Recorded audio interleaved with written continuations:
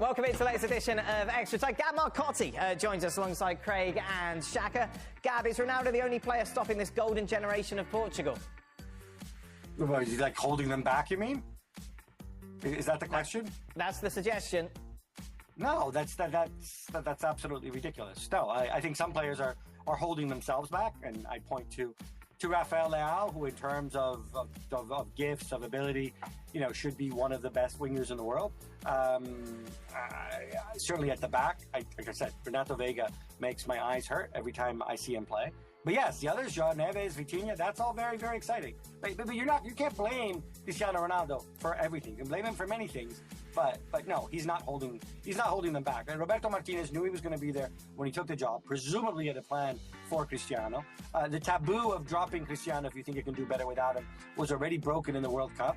I think even Cristiano would be, I want to say okay with it, but I think public opinion in Portugal would be okay with it if you put together a winning side. So you can't use Cristiano as an alibi for your own shortcomings. He's not the... I stand by this. He's not the problem. The problem here is if you're forward thinking to the 2026 World Cup, which is what Portugal have to do, that is what from here? 18 months. Give or take, right? There's no way, or maybe there is, that Portugal can go into that with a Cristiano Ronaldo who's, what's he going to be then, Gab, in his 40s? He's already in his 40s. So, yeah. Right, so you're looking at somebody almost 40. Like Shaq. Yeah. What, Shaq? Yeah.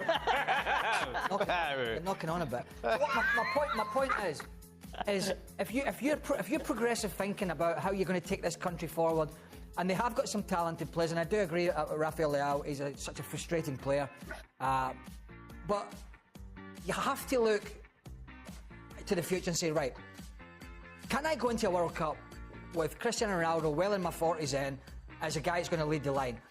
The previous tournaments will tell you the answer to that is no, and that was the World Cup and the last Euros we just had, where Fernando Santos dropped him at the World Cup, and at the Euros he wasn't very productive. That's only going to get worse. He's only going to get slower. Mother Nature is catching up, and the big issue I have here is that the longer this manager leaves it, the more difficult it is going to be. For Gab, which title race objectively is more compelling, Serie A or La Liga? I have to say La Liga, simply because, with all my love for Serie A, they are bigger stars. I still think it's a legit three-way race. I do not think Atleti are out. And also, you have two of the three teams who are still competing on all fronts, right? Who are still competing for trebles in Real Madrid and Barcelona. And we have a Classico coming up.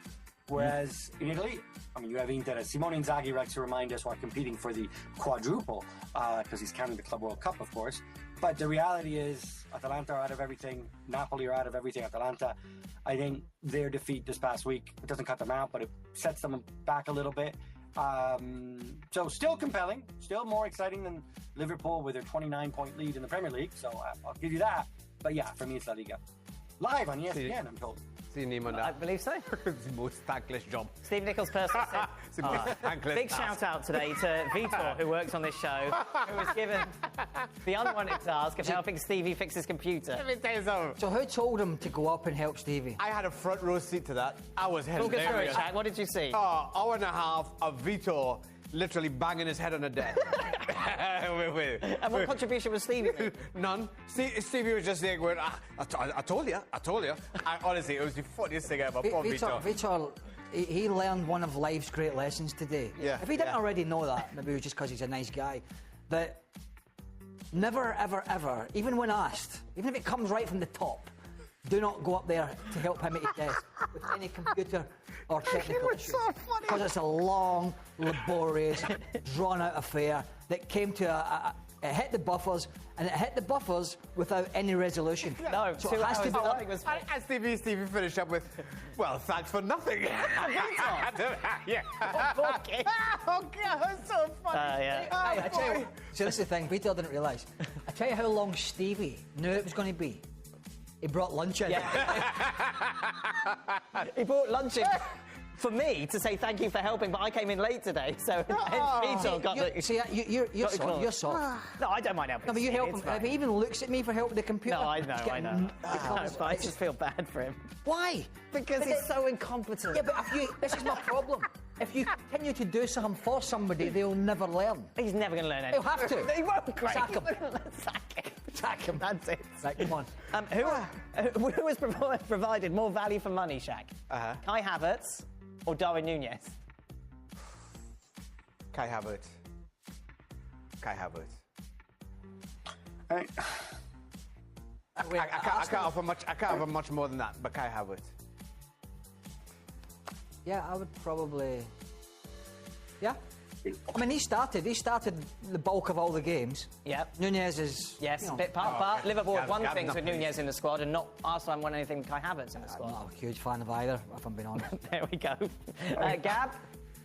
I'm a big fan of Kai Havertz. I think Right. all this nonsense that he gets, false center forward, false 9, false 8, false 12. Like, we see what happens. The man gets hurt, and Arsenal lay a turd every week since then. Yeah, right? take that. So, Yeah, it's nothing to do with Saka.